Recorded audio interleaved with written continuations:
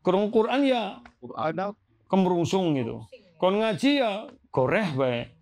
Kon ngaji gue suara betah gitu. Kepengennya iya panas rasanya. Jadi itu perkara. Yang ketiga, makanan. Ya sudah jelas Al-Baqarah 1:6 berapa? Ya yuhanna sukulu mimma fil ardi halalan thayyiba. 167. Kita disuruh makan yang halal dan thayyib. Para ulama menjelaskan, Imam Ibnu Katsir menjelaskan gini. Di surat lain, kalau nggak salah surat Al-Mu'minun 51 apa yang saya agak lupa. Ya yuhar rusul kulu minat thayyibat wa'malu sholihan. Wahai para rasul, makanlah yang thayyib, yang halal, dan beramal solehlah. Para ulama mengatakan, kenapa Allah mengkaitkan makanan halal thayyib dengan amal soleh? Ya, Ibnu Katsir mengatakan, berarti ya makanan yang halal itu berpengaruh pada amal soleh. Jadi kalau kita makanannya terjamin kehalalannya, insya Allah untuk beramal soleh ringan, Pak. Tapi kalau makanan kita tidak jelas halal haramnya, itu beramal soleh itu abot. Kurung Quran ya ada kemerungsung gitu. Kon ngaji ya goreh bae. Kon ngaji gue suara betah gitu. Kepengennya iya panas rasanya lah gitu. Ya, jadi untuk sedekah ya pelit gitu. Tapi kalau makanannya halal gitu, jadi kalau makannya haram berarti energinya untuk perbuatan haram. Kalau makanan halal energinya untuk perbuatan halal. Begitu para ulama. Ya, ada yang lebih detail lagi. Beda halal dengan thayyib. Kalau halal itu dua. Satu dari zatnya. Jadi daging babi, darah itu kan zatnya haram.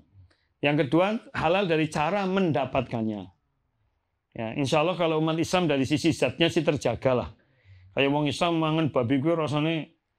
Tapi durhaka karo wong tua malah. Artinya orang Islam makan babi jarang lah dan bisa menjaga insya Allah. Tapi kalau kita ini menjaga dari harta yang sumbernya haram itu yang susah. Tadi saya sambil ngepit ada yang nanya, ya Pak Harmono apa tadi ya?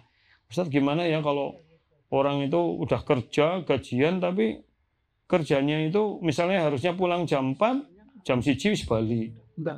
Tuh, itu kira-kira halal nggak kerjanya? Gitu loh.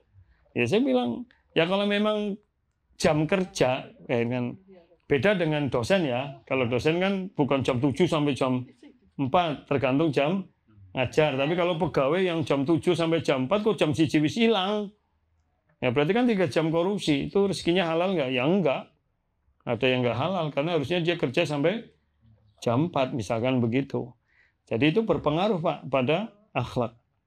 Saya pernah ditanya gitu waktu parenting, Ustadz, saya kurang apa ya gitu. Anak saya sekolahnya Islam, TPA, bahkan kadang diundangkan guru ngaji. Maka saya, kok anak saya kayaknya ngeyelan banget wani karo wong tua gitu. Maka jawaban saya 3. Pertama, bahwa anak itu ujian. Al-Anfal 28 itu, wa'alamu annama amwalukum waladukum fitnah. Hartamu anakmu ujian. Bisa jadi ibu sedang diuji dengan anaknya. Yang kedua, bahwa namanya perubahan anak itu tadrijian, bertahap. Orang tiba-tiba soleh, terusnya dalam ramah biungnya be soleh be wingi. Biasanya kalau ngaji ya atau gelem ngaji be wingi, barang wis tua, barang ngerti ngapak be ngaji mau lihat. Kon ngaji angel banget. Iya. Lo bukan jenengan Bu Juju? Lo kan jenengan bilang enggak sih? Saya kok wakili loh. Ya kan begitu, gitu kan. Jadi lewong kayak kita kadang-kadang menjadi ya begini juga belum lama.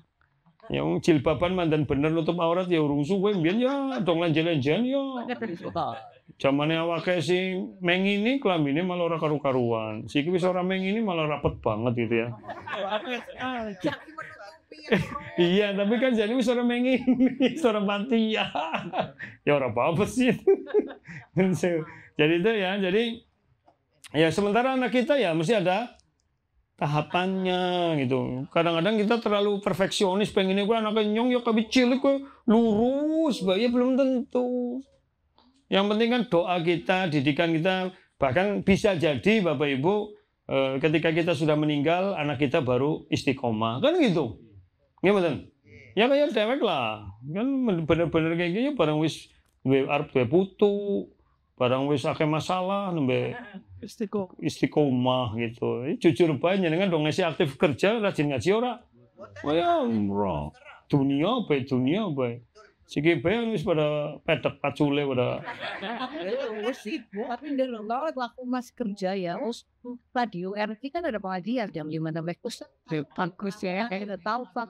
Oh, sebelum kenal mukaku wis ngerti suaraku ya. Iya. Kita ragu. Kilo masa jadi. Siapa jenenge bojone kuwi?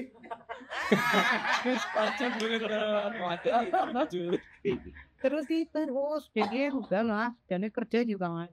Iya, ada sing gitu, ada sing ora. Alhamdulillah, ya jenengan mesti dong nom-nomane dong SMA, SMP ya lenjeh mesti kayaknya.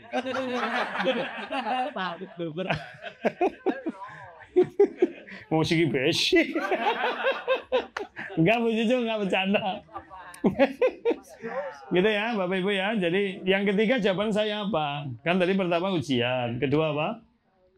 Bertahap. Yang ketiga coba apakah jenengan betul-betul selektif dalam memberikan rezeki ke anak.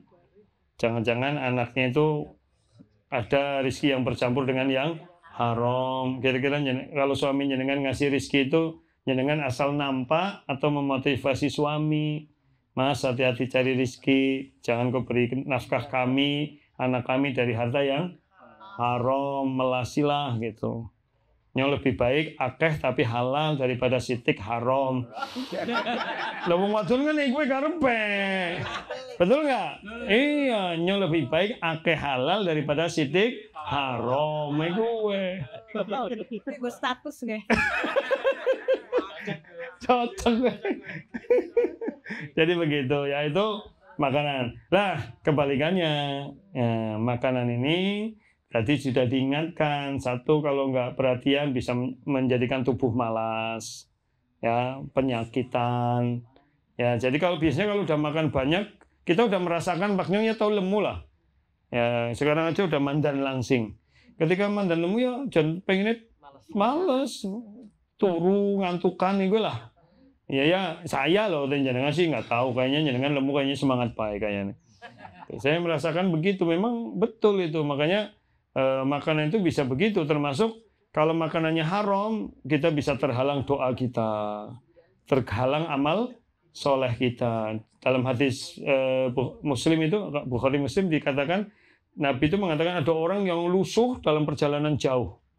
Dan mulutnya selalu menyebut ya Allah berdoa, tapi doanya tidak pernah didengar oleh Allah. Dan para sahabat kaget loh, orang sudah lusuh perjalanan jauh kan salah satu waktu yang dikabulkan doa. Ya, kenapa nggak diterima? Maka terus bagaimana Allah menerima doanya orang yang rezekinya haram, makanannya haram, bajunya juga haram. Para ulama itu saking sangat hati-hatinya sampai Ibnu Umar mengatakan, ya, kalau baju ini satu dirhamnya ada yang haram, selama baju ini kita pakai, ibadah doa kita tidak akan diterima oleh Allah. Itu. Begitu. Halo? Iya. Nyok sih insya Allah mandan aman, wong kelamine rata-rata dinain, jadi kan insya Allah halal lah gitu. Cuma ikhlas orangnya lu. Ya masa ngene nyok ora ikhlas. Nyok kan orang jaluk kur nyindir tok. Kan begitu Bapak Ibu. Jadi bahaya. Dan dalam hadis sahih, dalam tafsir Ibnu Katsir, tafsir At-Tabari disebutkan yang pernah saya sampaikan, penafsiran Al-Baqarah 167 itu ya Yuhannas kulu mimma fil ardi halalan Thayyibah, ketika ada seorang yang berdiri, namanya siapa? Sa'ad ya. Sa'ad bin Abi Waqqas. Ya Rasulullah, Allah anakuna mustajabat doa. Wahai Rasulullah, doakan aku supaya aku menjadi orang yang mudah dikabulkan doanya. Tapi ternyata apa? Ya, Rasulullah mengatakan, ya Sa'ad, atib mat'amak, takun mustajabat doa. Wahai Sa'ad, jaga makananmu. Maka insya Allah kau akan termasuk orang yang mudah dikabulkan doanya. Walladzi nafsi biyadih, demi zat yang jiwaku berada dalam genggamannya. Sungguh bila seseorang memasukkan satu pelokan, ngerti sepelokan? Satu suap makanan haram dalam mulutnya, maka ibadahnya tidak diterima 40 hari, ya, dan neraka lebih layak bagi tumbuh daging yang tumbuh darinya. Jadi kalau kita makanan haram, tumbuh daging, yaitu penyebab mudah dibakar neraka. Nah, dan satu pelokan itu 40 hari loh ditebusnya, Pak. Itu apa ya? Artinya berarti mungkin secara penelitian mungkin makanan itu pengaruhnya di tubuh sampai habis 40 hari mungkin ya. Jadi selama 40 hari itu doa kita, ibadah kita untuk nebus yang sepelokan. Lah ngerasa ceting, Pak. Seton. Seton apa maning? Halo? Iya. Apa mending sejet privat. Wah, itu. Enggak maksudnya regane loh maksudnya. 10, sekontainer berapa itu? Itu kan naudzubillah, Pak. Ya, saya kira kita sudah tahu lah, tapi jangan dunia kayak gitu. Saya lihat, saya dengan mata kepala saya sendiri dan telinga saya tahu sih ya, edan-edane wong Indonesia lah gitu. Sing wis ujar kuwi wis duwe gaji cukup, wis jabatnya wis lumayan, dadak jan ngradil temen iki lho. Iya, jadi sing mark up rega lah, sing iki lah gitu. Saya dicurhatin mitra-mitra sering, Pak. Ustadz gimana saya coba? Kenapa sih? Saya disuruh ngasih diskon. Diskonnya tapi khusus buat dia. Ya nanti dia minta di kwitansi kosong. Terus saya gimana gitu. Itu kan saya bilang wis ora mitra karo kowe insyaallah payu nang liyane gitu. Jadi malah kadang dikirim nama ringnya kayak USB aneh. Tuh. Jadi misalkan dia kan dipeseni sesuatu. Terus di WA, Mas tolong nanti kwitansinya 2 ya. Yang satu yang asli, yang satu yang kosong, tapi ada stempelnya. Jasa. Saya bingung, saya tak naik kwitansi, tak orang tak stempel lah gitu, terserah gitu. Nah itu kan yang orang kayak gue ya pindah orang tuku nongkono. Dan itu kan ya masya Allah itu ujarku ya wis gajian, wis duit itu. Tapi itulah manusia, Pak. Nggak pernah puas gitu. Jadi saya kadang-kadang suudon ya, nun sewu ya. Ini sebenarnya nggak boleh lah. Ketika lagi ngobrol sama pejabat, kita dalam jamnya kok, wih kita kayak ini pirang miliar. Berarti ini nyong lah gajimu gitu. Berarti ini nyong ya, mau pirang puluh tahun orang bakal bisa tuku kiye. Kita kangen di, gitu. Tuh jamnya apik temen gitu. Tapi astagfirullah. Siapa tahu li warisan, siapa tahu gitu. Gitu. Tapi kan orang TikTok menang tapi kan batinnya nyong, iya ini orang mungkin lah kayak uang kayak gitu, jam Rolex kayak gitu ya. Tapi jangan itu ternyata ya kangen di maning gitu loh. Kasih Ya kan? Halo? Iya kadang-kadang kan kayak gitu ya. Gitu ya kan dalam ukur lah gitu. Ya sementara oposisinya kayak gitu. Saya pernah dicerita nih. Sekelas sekelas orang yang punya jabatan di tingkat kecamatan saja, itu 10-15 tahun yang lalu, tiap bulan itu bisa dapat 5-10-15 juta. Dari satu mitra. Saya tidak sebutkan lah itu. Dia orangnya soalnya ngaji ke saya, tobat. Ya Ustadz nyong biyen ya Allah. Tapi nyong orang jaluk dine gitu. Iya, hanya gara-gara dia tanda tangan tok gitu. Tapi tanpa tanda tangannya ya memang enggak itu. Dan itu sebulan paling kecil 5 juta, bisa sampai 15 juta, itu udah rutin dari satu mitra. Tuh, pantesan ya, hebat ini. Tapi alhamdulillah terakhir wis sadar. Terus nyongkep ya, iki bandar haram wis kadung maring dinding ya. Ya tobat bae, sing esiana, nah itu harus dibersihkan. Yang sudah nggak ada ya tobat saja, nih. Insya Allah akan hapuskan gitu. Begitu ya. Halo? Itu makanan. Coba Mas Aldi dibacakan yang tentang makanan nih pesan Rasulullah SAW. Dari Miqdam bin Ma'di Karib. Dari Miqdam bin Ma'di Karib radhiyallahu anhu, ia berkata bahwa ia mendengar Rasulullah sallallahu alaihi wasallam bersabda, "Ma mala'a adamiyun wi'aan syarran min batnin bihasbi bani Adam ukulatun yuqimna sulbahu fa in kana la mahalata fa thuluthun li ta'amihi wa thuluthun li syarabihi wa thuluthun li nafasihi." Tidak ada tempat yang lebih jelek daripada memenuhi perut keturunan Adam. Cukup keturunan Adam mengonsumsi yang dapat menegakkan tulangnya. Kalau memang menjadi suatu keharusan untuk diisi, maka sepertiga untuk makannya, sepertiga untuk minumannya, dan sepertiga untuk nafasnya. Hadis riwayat Ahmad dan Tirmizi. Gimana Bapak Ibu? Tapi juga itu ya, cuma udaranya yang jaba. Jadi wetenge ya memang itu idealnya begitu, sepertiga makanan, sepertiga minuman, sepertiga udara. Tapi kan kayak kadang-kadang orang harus lagi enak ya. Wong kadang-kadang enak wareg be ngaso dhisik. Nganteni menem nembe leboni maning. Itu ya, jadi itu. Nah, itu kenapa tadi pengaruh makanan tuh ngeri. Tapi kebalikannya, kalau makanan yang halal, thayyib, justru kita energi untuk berbuat baiknya ya itu lebih tinggi. Termasuk makanan juga bisa menjadikan sarana kita memperoleh amalan yang paling dicintai Allah. Kata Rasulullah SAW, ahabbul a'mal ilallahi ta'ala, ya, salah satunya apa? Tatrudu anhu ju'an. Kau menghilangkan kelaparan orang lain. Kan dengan apa? Makanan.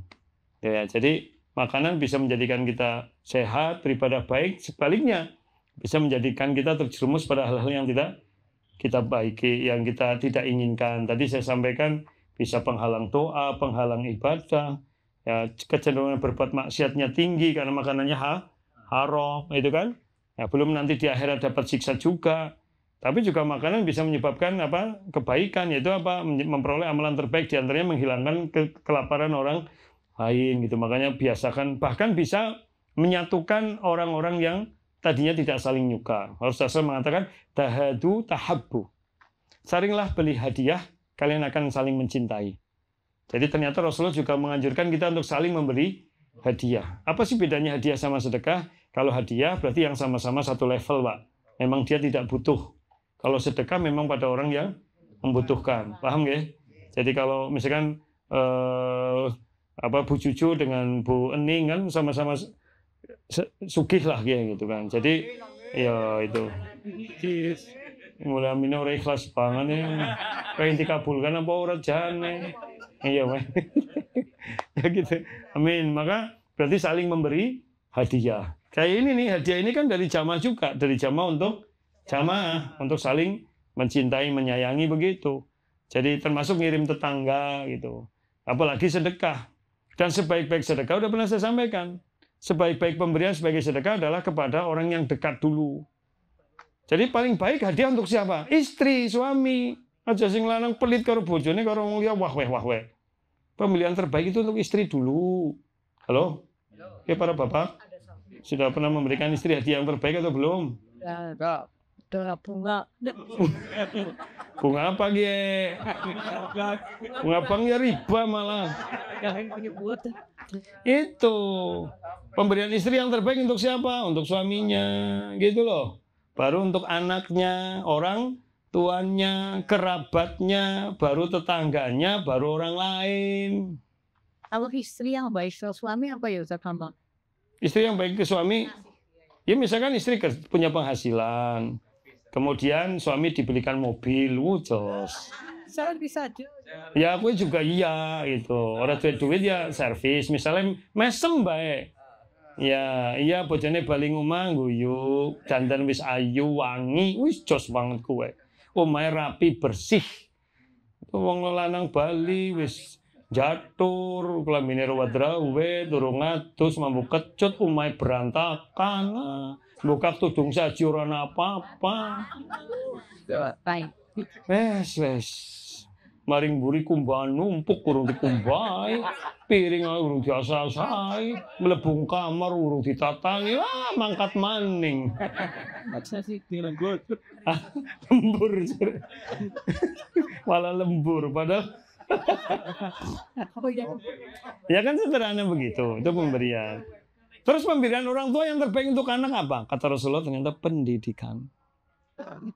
Ya jadi kalau kita mengeluarkan uang banyak demi pendidikan itu ternyata pemberian terbaik. Bukan dikasih motor, kasih mobil, kasih baju yang mahal. Bukan itu. Jadi pemberian orang tua terbaik untuk anaknya adalah pendidikan.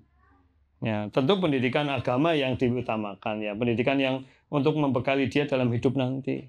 Jadi kalau kita sampai ngedol-ngedol tanah, gue sekolah bocah, ya orang itu memang pemberian terbaik. Tapi aja sekolah dunia tok, sekolah agamanya juga begitu. Halo? Makanya jangan pelit-pelit ke anak kalau untuk pendidikan. Itu ya, sini wong tua kan biasa lah, orang ketang adol. Bahasa wong tua itu. Bahasa orang tua itu orang ketang adol kutang. Sikil nggo sirah nggo sikil, sing penting bocah sekolah. Itu begitu orang dulu. Wong saya itu kalau di kampus, Pak, mahasiswa itu motornya jalan apik-apik banget. Giliran orang tuanya diundang ceketer numpak. Serius. Jadi motornya malah motornya bodol. Ya itu kan berarti yang penting anakku kuliah tuh motor sing anaknya bisa ninja, bisa iya, jangan apik-apik. Wong tuane malah CDI. Super dedek kayak super deluk. Super. Kodok ya Allah, klambine apane lho. Bocah itu gayane. Nah itu kan orang tua itu kan begitulah kalau untuk anak biasanya yang penting anaknya mulia, anaknya terima gitu kan. Orang tua kadang mangan apa nane bocah kayak aja nanti anakku nang kos-kosan itu dikirim-kirim nah itu kan. Masya Allah, HP-nya ramah bingung wis elek anaknya HP-nya malah apa ya kayak gitu. Tapi nek HP itu bukan hati-hati aja belum tentu buat belajar itu. Ya kadang-kadang bocah siki malah HP nggak sing orang genah. Itu kan Bapak Ibu ya. Jadi pembelian yang terbaik orang tua kepada anak adalah itu. Jadi jangan pelit-pelit ya kepada apa? Keluarga, makanan juga dibagi tetangga walaupun orang matur nuwun. Bagi baik ya. Sampai hadis yang kita sudah sangat paham lah kalau kamu masak daging perbanyak kuahnya. Bukan berarti tangannya dinai kuahnya tok bukan loh. Itu untuk menunjukkan ya sedikit ya Pak pada siti kewang itu ada siti kewang. Ya. Siti kewang begitu. Ya semendingan nggak semendingnya begitu apa mending akeh. Udah itu dan insya Allah mana kasat sedekatun min mal. Ya tidak mungkin sedekah pemberian mengurangi harta. Ya kenapa? Pasti disimpan di akhirat. Yang kedua Allah berikan di dunia. Tapi jangan kita memberi pengen mendapatkan balasan. Itu yang di ngapak ya. Insya Allah ngapak besok bahas tentang zakat. Ya atau nanti coba karena belum saya bikin materinya untuk besok berarti yang ke-8. Ya judulnya kamulyaning banda kasempurnaning urip. Ya, terakhir sudah. Terakhir adalah pergaulan. Ya. Ya monggo.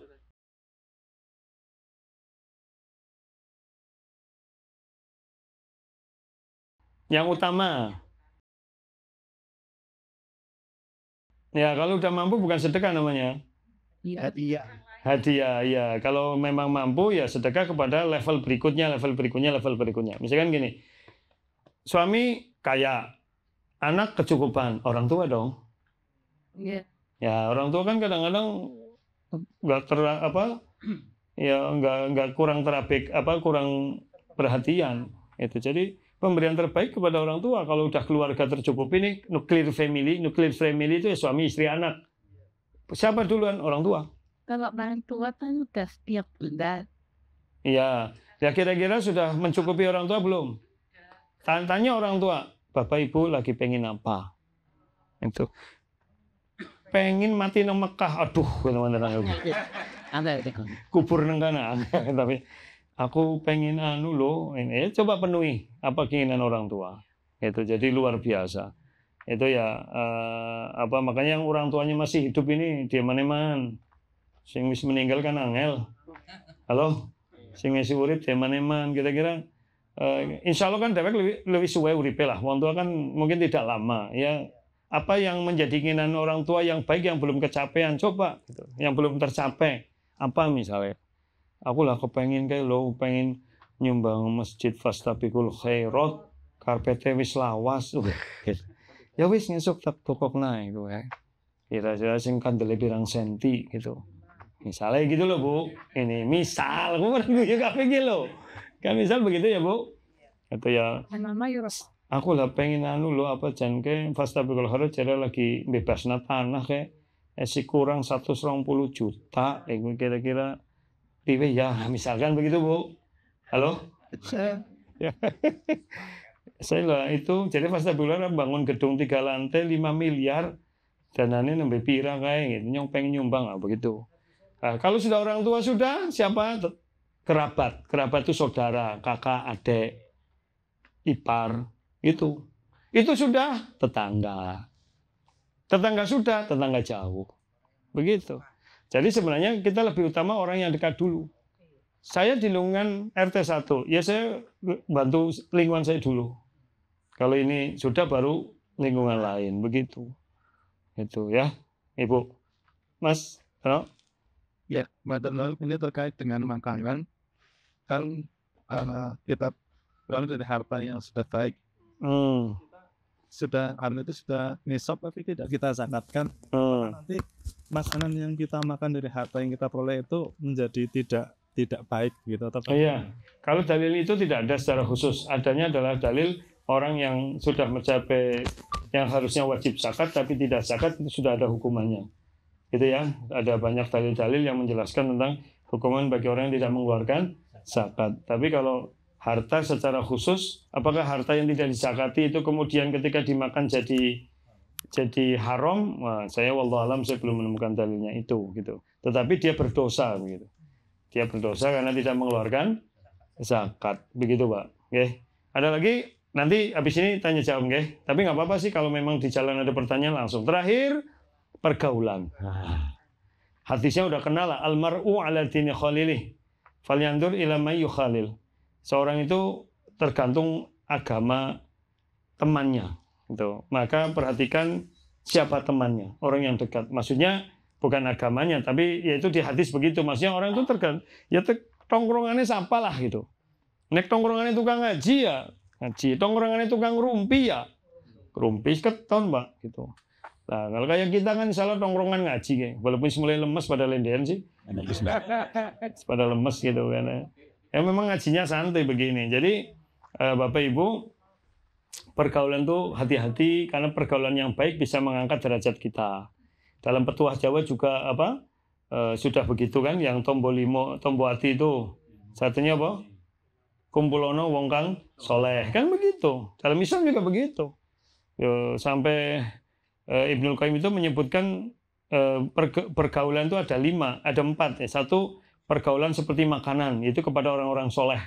Karena kita selalu butuh makanan. Jadi bergaul dengan orang soleh, orang yang baik itu harus dan sering ketemu. Insya Allah berkumpul dengan orang-orang baik ya ketularan apik lah. Insya Allah gitu. Karena ketemu sih sekarang gini, lagi ngobrol kalau wong apik, tiba-tiba azan, mesti yuk masjid ya gue mbok. Tapi kan ketemu karo wong sing ora salat ya pepeles bae. Kan logikanya begitu. Ya kan? Kita lagi ke toko bareng wong apik. Mesti wong apik itu wong soleh ketika beli sesuatu ndeleng halal orane dhisik. Bar kuwi ndeleng kandungane, bar kuwi ndeleng regane. Nek dhewe kan ndeleng regane dhisik. Oh, larang ora sida. Artinya bener sih kadang-kadang ndeleng wis ana halal muine. Apa kandungannya apik, begitu ndeleng regane ora sida. Kan paling tidak begitu. Jadi ketika kita mau beli baju sama teman yang baik, ketika kita ambil baju ini, teman itu bisa nasihati, gue kelaminnya kan orang nutup aurat. Nah, itu kan tetap baik lah.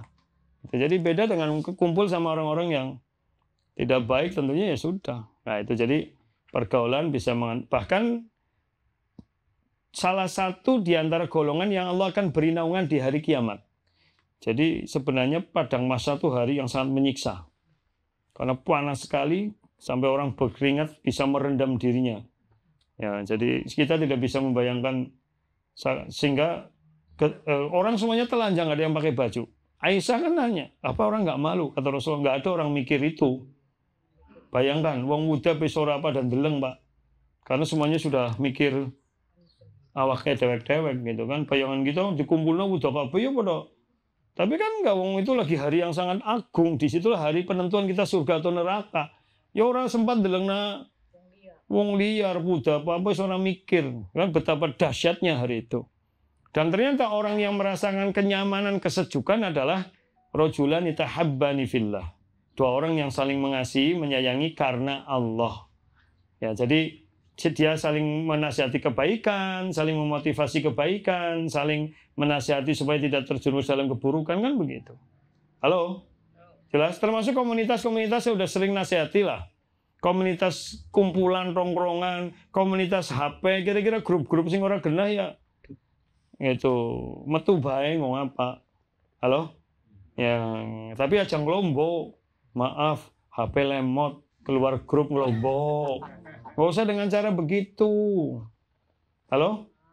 Ya, cukup dengan kalimat Bismillah, Assalamualaikum. Matur nuwun banget, saya sudah masuk di grup ini ya. Saya izin pamit nggih. Udah selesai. Enggak ana sing japri kenapa sih? Harus kakean grup lah, kan ora salah. Memang aja ngelombok, rata-rata pernah ngelombok gue. Maaf ya HP lemot, orang ana di HP lemot karena kakean grup ngarang lah. gitu ini kakek aplikasi. Iya, itu karena kakek aplikasi bukan kakek grup. Nggak ada itu, bohong banget gitu. Gitu ya Bu. Jadi pergaulan itu sangat penting. Mari kita pilih pergaulan yang apalagi sudah begini, sudah berumur begini lah arep ngapa maning. Ya wis ibaratnya saya udah sering sampaikan, turu nganti wadek wis tahu. Turu nganti mumet ya wis tahu. Madang nganti belendong teh orang yang menyet ya tahu gitu. Mangan enak nganti blenger ya tahu. Dolan nganti mumet ya. Nganti bingung dolan maring di maning ya gue kan. Wis tahu ya udahlah tinggal kita yang apa? Yang baik-baik aja. Saya kira itu